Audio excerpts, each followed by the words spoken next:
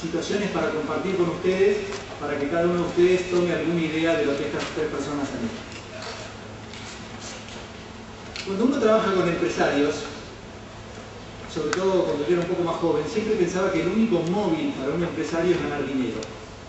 Y con los años, porque vos le vas preguntando a la gente qué es ser exitoso, la verdad es que ser exitoso para cada uno tiene distintas variables. Algunos dicen quiero ser más rico, otros quiero tener más plata en el bolsillo, ¿sí? Pasarla mejor, no solamente tener mucho activo y poco líquido. Enfrentar nuevos desafíos, levantarme todas las mañanas con algo nuevo para hacer, ayudar a la comunidad, entender que no estoy solo, dar más empleo a mi comunidad interna, ser más feliz, cumplir mis sueños. En definitiva, hay un montón de conceptos intangibles que es bueno que cada uno defina qué es lo que de su vida quiere ser para ser exitoso. Ahora, más allá de lo que cada uno defina como éxito, para poder sostener ese éxito en el tiempo, la clave es la competitividad. En lo que haga para cumplir mi sueño, mi visión, lo que tengo que hacer es hacerlo bien, para poder sostenerlo en el tiempo. Una vez le pregunté a un empresario qué es lo que buscaba, y le puse la utopía del empresario competitivo. Probablemente, no sé si en la sala pensarán así, pero ¿qué quería? Ganar plata en forma sostenida, ya no un año, con un riesgo que lo deje dormir y haciendo lo que le gusta.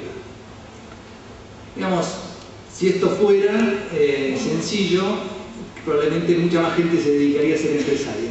Después de unos años con él, llegamos a la conclusión que la utopía posible era ganar plata, perdiendo cada tanto, en 2008-2009 nos dio un par de elecciones, con un riesgo que genere pocas noches de insomnio y haciendo a veces lo que me gusta.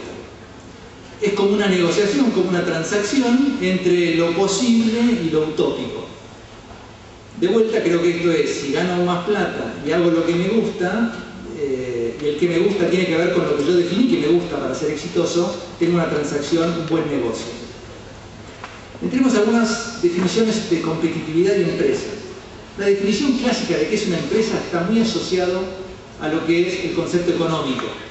¿Qué es una empresa? Es un organismo que realiza actividades económicas para obtener beneficios. A mí me gusta pensar que las empresas son más parecidos a lo que Levitt definió como una organización. ¿Qué es una organización? Dice que las organizaciones existen para permitir que gente común y ordinaria haga cosas extraordinarias. Y yo a veces las empresas las veo así, son envases en las cuales muchas personas, por estar ahí adentro, hacen cosas mucho mejores que si hubieran estado por separado. Entonces creo que la mirada de entender que la empresa es una organización es sumar valores, no solo valores económicos, sino valores humanos, para que ese envase, ese contenido, logre cosas extraordinarias e impensadas para muchos de sus integrantes. Entonces, cuando uno agarra a partir de este concepto de empresa como organización una definición amplia, ampliada de competitividad, podemos decir que es la capacidad de una organización, pública o privada, lucrativa o no, de generar ventajas comparativas que pueda alcanzar y sostener en el tiempo. Pública o privada, porque lo estatal también debería ser competitivo. Lucrativo o no. Hay muchas fundaciones o asociaciones sin fines de lucro que tienen que ser competitivas para poder sostener su sueño en el tiempo. Entonces el tema es, la competitividad es poder mejorar y sostener mis ventajas comparativas durante el tiempo. Eso naturalmente se transforma entonces en ventajas competitivas. Por lo tanto, si es así, podríamos asociar el concepto de competitividad al concepto de excelencia, al concepto de eficacia, al concepto de eficiencia. Entonces, competitividad se parece bastante, tiene el mismo olor que la búsqueda de la excelencia. Y entrando más en detalle de lo que son las dos competitividades en las cuales uno se mueve, la interna y la externa, veamos primero lo que más depende de nosotros, que es la interna. ¿Qué es la competitividad interna? Tranqueras adentro. Es la capacidad que yo tengo de organizarme para lograr el mayor rendimiento de los recursos de los cuales dispongo. De sacarle el jugo a todo lo que tengo o conseguir lo que no tengo para poder sacarle el jugo en el buen sentido. Pero básicamente la palabra es capacidad de organizarse. Las empresas son organizaciones que según las arme de la derecha, al revés, la de vuelta, los resultados que logro son distintos. Entonces, la búsqueda de competitividad interna está muy en las manos de aquellos que conducen las empresas. Hay que entender que esto no es producto de una casualidad, uno no es competitivo de casualidad, en general es todo un largo proceso de aprendizaje. Cuando uno es, comillas, exitoso, ese proceso de aprendizaje tiene una alta correlación con ser cada vez más competitivo. Y hay que entender que esto involucra a todos los niveles de la empresa, no involucra solo a alguien el que conduce o solo al que siembra, para poner los extremos, involucra a los tres niveles: el nivel estratégico, aquellos que dirigen la empresa; el nivel táctico, que son las personas, básicamente los gerentes, que traducen esas direcciones, esa visión en un plan, y aquellos que llevan adelante el plan. Esto muchas veces en empresas pequeñas, claramente, o en empresas familiares, muchas veces uno tira el centro, cabecea, la va a buscar, agarra el contraataque, ¿sí? Cada tanto le pasa lo de Carrizo, te pasan cosas. Cuando vos buscás escala, podés diferenciar mejor lo que es tu nivel de estrategia de tu nivel táctico, de tu nivel operativo. Lo que pasa es que hay que ser competitivo en los tres planos. Y el secreto de la búsqueda de la competitividad, yo digo que es buscar con desesperación el profesionalismo. No entendiendo profesionalismo como tener un título universitario necesariamente, aunque muchas veces ayuda, sino que es tener actitudes profesionales. Hay mucha gente que no ha completado el colegio secundario y es sumamente profesional en su trabajo, en el área en la cual le toca desenvolverse. Entonces, el tema es tener en la cabeza que la búsqueda con desesperación del profesionalismo en el tiempo tiende a serme mucho más competitivo. Y cuando uno dice, bueno, ¿en qué áreas quiero ser competitivo? Naturalmente, muchos de nosotros venimos del área de la producción, que es lo que nos gusta, el campo. Entonces, tratamos de ser competitivos en la producción. Después vamos creciendo y descubrimos que tenemos necesidades de logística, de que el fertilizante llegue al potrero, de que los cheques sean pagados. Cuando los cheques tienen que ser pagados y la FIP me inunda, necesito un área administrativa en la cual también tengo que ser competitivo. Voy creciendo y necesito más plata. Necesito un área financiera que responda con profesionalismo. Alguien tiene que ordenar todo esto y tengo un gerente general, algún director de orquesta que me empiece a juntar los pedazos y alguien arriba de él que le marque una estrategia. Y como ya producimos tanto, necesitamos un área comercial. Y como somos tantos, alguien que se ocupe de los recursos humanos. Y como la comunidad nos mira, alguien que se ocupe de la responsabilidad social empresaria, y ya te empezás a cansar, entonces nos llaman a nosotros, los asesores externos. ¿Para qué? Para generar nuevos negocios, nuevas alianzas y hacerle ganar muchísima más plata. Cuando uno lo mira así, y uno se mira para adentro y maneja una empresa pequeña y dice, pará, yo soy productor, me encargo de la logística, compro y vendo, o sea que hago lo comercial, los papeles tengo una secretaria, pero generalmente la que hace los trámites en la FIP soy yo. El punto es que esto, vamos a ver, que tratar de... Primero hay que entender que estos casilleros y algunos más existen. ¿Para qué? Para entender en cuáles soy bueno, en cuáles soy regular y en cuáles soy malo, y en cuáles tengo que empezar a profesionalizar la gente para que la empresa pueda sostener sus ventajas comparativas en el tiempo. Y esto está asociado muchas veces a una escala mínima, a una escala suficiente en la cual yo pueda pagar parte de ese profesionalismo. En definitiva, la competitividad interna, con esto termino lo que es interno, está orientado a tener empresas competitivas en el contexto que te toque, ¿sí? Tenés que seguir en carrera, no importa el contexto político, social, macroeconómico que te toca. Porque todos sabemos que hay una competitividad, de la cual voy a hablar ahora, que es la externa, que muchas veces condiciona nuestros sueños. Ahora, las empresas que son estructuralmente competitivas, lo que uno ve es que son capaces de desenvolverse con un grado relativo de supervivencia o de éxito en distintos escenarios sociales, políticos y macroeconómicos. Y ese es el desafío. Entonces, si está la competitividad interna, ¿cuál es la externa? Hay un ranking que arma el World Economic Forum, que es un organismo internacional que busca teóricamente mejorar la agenda global, que arma todos los años un ranking de los países en función de su competitividad. En la 10-11 armó sobre 139 países un ranking, y para armar este ranking toma en cuenta distintos conceptos. Cómo son las instituciones en ese país de serias, con qué infraestructura cuenta ese país, caminos, puertos, telefonía, cómo es el entorno macroeconómico, cómo es el acceso o la disponibilidad de tecnología, cómo es el tamaño de su mercado interno, cómo es el entorno para fomentar o no la innovación, cómo es la salud y la educación pública, cómo es la burocracia, por ejemplo, para armar una empresa, cuántos trámites necesito, cómo es el diseño impositivo, más regresivo, más promotor de negocios, etc. En definitiva, con todo esto lo mete en una coctelera y saca un ranking.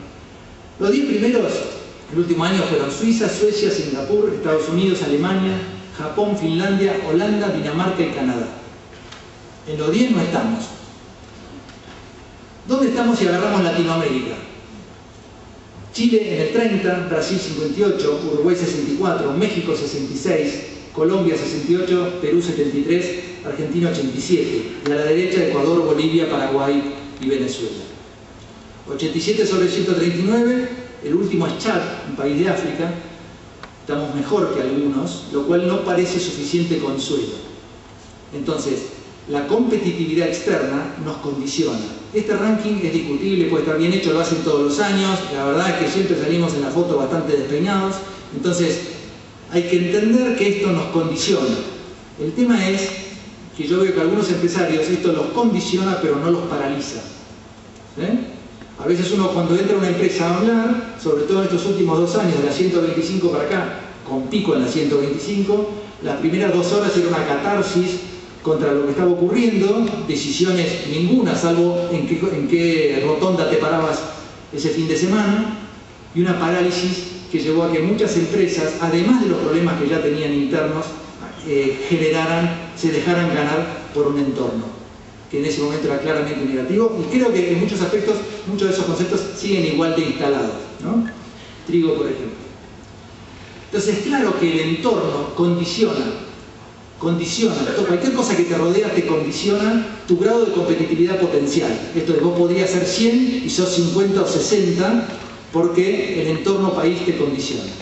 Pero hay una frase que voy a mostrar después, que ese condicionamiento tiene, hay que aceptarlo y hay que combatirlo. ¿Qué esperaría uno de un país que yo me encantaría firmar con todos los partidos políticos para estas elecciones? ¿Qué considero yo que son estímulos macro para que las empresas sean competitivas? A ver si coincidimos. Necesitamos políticas de Estado que produzcan la estabilidad necesaria para fomentar el crecimiento. Necesitamos políticas económicas que fomenten la inversión. Necesitamos transparencia y reglas claras que se hagan respetar, además, no solo que estén escritas. Necesitamos reglas tributarias adecuadas y previsibles, buenas o malas, pero previsibles. Favorecer especialmente la educación pública. Una sólida asociación y no combate entre el sector público y el sector privado. Y por último, acciones específicas para las personas menos favorecidas, que siempre las hay. Si uno lograra que esto fuera carne en los dirigentes, que son en definitiva los que definen la competitividad de un país, la competitividad externa, creo que tendríamos un entorno mucho más amigable. Y lo que decía de la frase es una frase que dijo Luis de Roa, que es el director de Avex, que dijo: hay que asumir algunas cosas. Invertir en la Argentina es como saltar la soga. Hay que saber entrar y salir, pero una vez adentro está siempre a los saltos. ¿Sí? Si vos no te gusta el juego, busca el timing para salir, o no entres. Ahora, cuando a la mañana tu mujer te dice: ¿qué te pasa que tenés esa cara? Estoy saltando, hay que contestarle. Porque en definitiva, tu mujer o tu marido, no te va bien la mujer. En realidad, el punto es, los empresarios necesitan ser gente bien entrenada, físicamente, emocionalmente, si es posible financieramente. Creo que el punto está acá. O sea, yo me puedo quejar del entorno o puedo entenderlo y entrenar más que el resto. Creo que ahí está el secreto de que las empresas se distingan en un mismo entorno, empresas más competitivas y empresas menos competitivas. Enfoquemos la competitividad de las empresas. ¿De qué depende la renta según un trabajo de un hindú? Dice, para redondear, el 20% depende de elegir bien el negocio en el cual estás. A ver, yo elegí el negocio de la agricultura. De 100 de renta potencial, eso por haber elegido bien me garantiza 20. Otro 40 es porque yo soy bueno en ese negocio. Elegí la agricultura y además soy muy bueno haciendo agricultura. El otro 40% es el efecto año, el efecto trienio, el efecto K, cualquier efecto que condiciona, que requiere que las empresas, además de haber elegido bien, además de ser muy buenas en lo que hace, tengan cintura, tengan capacidad de cambiar, tengan capacidad de adaptarse a entornos que son, por definición, cambiantes, mundiales y locales. Entonces, el management competitivo es una permanente negociación entre la lógica y la racionalidad con la creatividad y la innovación.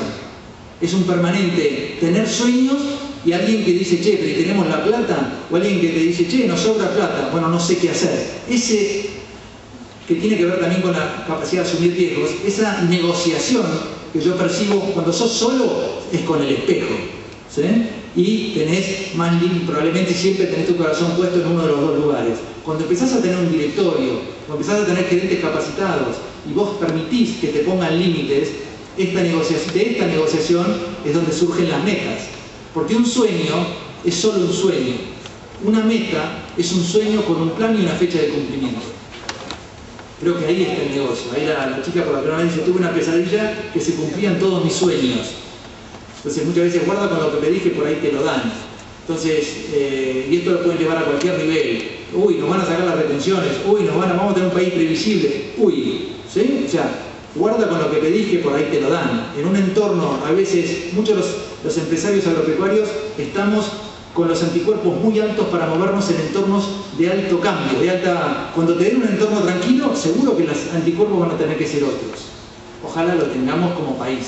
Lo que quiero decir es que eso no te garantiza el éxito. Entonces, ¿qué hago yo para mirar si una empresa es competitiva? Uno va a una empresa, a veces está 2 o 3 días y hace una especie de checklist. Entonces digo, a ver, ¿una empresa es competitiva? Sí. Mírense ustedes hacia adentro. Tiene objetivos claros y compartidos, o sea, no es solamente del dueño, todos lo entienden. Tiene roles y niveles de organización bien definidos, cada uno sabe lo que hace y lo que tiene que hacer. Tiene gente que trabaja a gusto, se palpa en los pasillos. Tiene una escala suficiente, que es lo que me permite generar más profesionalismo. Tiene buena generación de información, no es cuando le pedís un dato, el tipo está 2 días para sacar un cuaderno. Son ágiles en la toma de decisiones, entre que todos tienen una idea y deciden, no pasa tanto tiempo. Tienen una alta eficiencia operativa, lo que deciden lo hacen y bien. Están bien relacionadas con su comunidad, no son autistas y como consecuencia ganan dinero. Ganar dinero es una consecuencia de ser competitivo. Insisto, la 2008-2009 nos enseñó que empresas sumamente competitivas perdieron plata. ¿Por qué nos dimos cuenta que son competitivas? Porque este año siguen operando. No se lo llevó puesto a la hora. Y en este esquema, algo sobre los liderazgos competitivos, que básicamente, acuérdense que las organizaciones son personas, y generalmente hay alguien, 1 o 2 personas en las empresas, sobre todo en las empresas medianas, que lideran. ¿Qué es un líder? El líder es alguien que sabe diferenciar cuándo hace falta aplicar habilidad y cuándo hace falta aplicar inteligencia. ¿Y cuál es la diferencia entre las dos cosas? Voy a poner un ejemplo. Habilidad es poder caminar en una cuerda floja entre 2 rascacielos. Hay que ser hábil. Inteligencia es no tratar de hacerlo todo el tiempo. A veces uno ve, o sea, cuando tiene un líder que es loco, el tipo ni siquiera busca la cuerda para pegar el salto. ¿Sí? Es un tipo peligroso. Un tipo que vive amando hacer eso, cambiando de sueño en sueño permanentemente y corriendo riesgos más allá de lo que son sus capacidades. Eso no es un líder, sino que, digamos, es alguien con vocación suicida. Y encima quiere que lo sigan.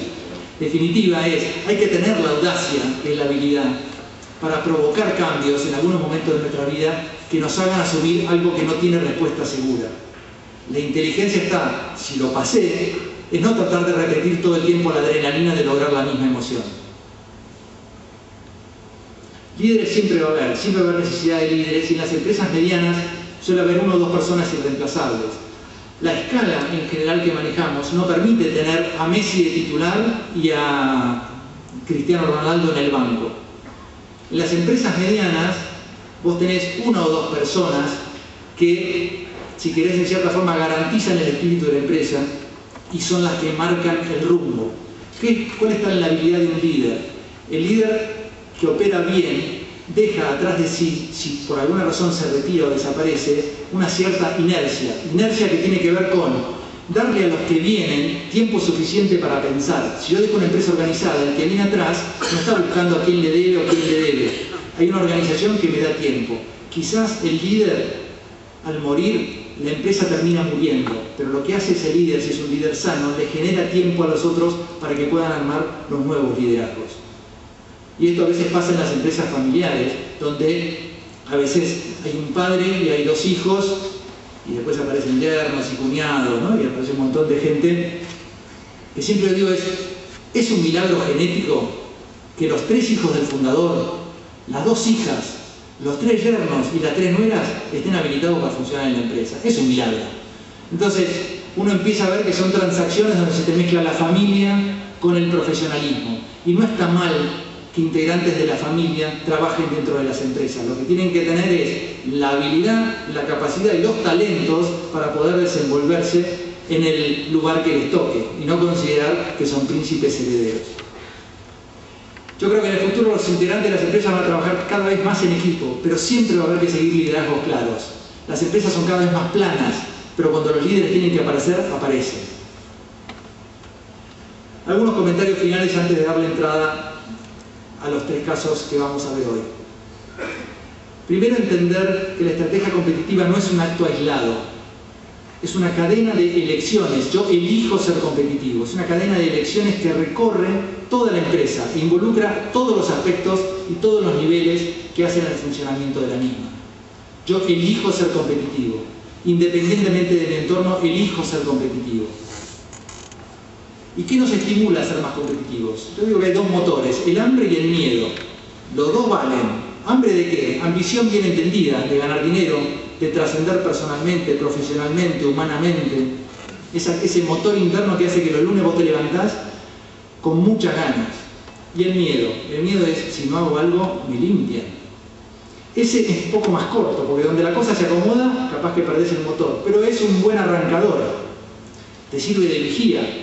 Definitiva, ¿qué buscamos? Cuanto más proactivo, más hambre tenemos, no solo en el nivel máximo de la empresa, sino en los niveles gerenciales, generar que los que funcionan en los niveles gerenciales o en los niveles remunerados, pero no son dueños, tengan mucha autonomía, vivan eso que dice Tom Peters, que es más vale pedir disculpas cada tanto que permiso todo el tiempo.